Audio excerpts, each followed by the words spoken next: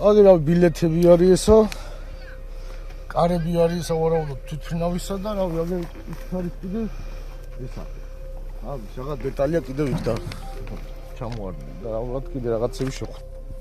არაფერს მოახლა არავინ არ მიგუშვა და უბედურება როა ვნახეთ სხვა არაფერი არ უბედურება არის და დამწვარია და ფერფლია ყველაფერი და მეტი არაფერი არ ვნახია გამომწია დიცა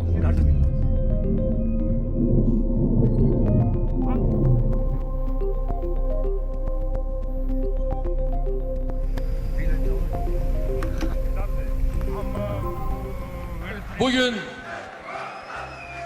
Azerbaycan'dan ülkemize gelmekte olan C-130 tipi askeri uçağımızın Gürcistan-Azerbaycan sınırında düştüğü bilgisini derin bir üzüntüyle öğrendik. İnşallah bu kazadan en az bir badire ile çıkarız.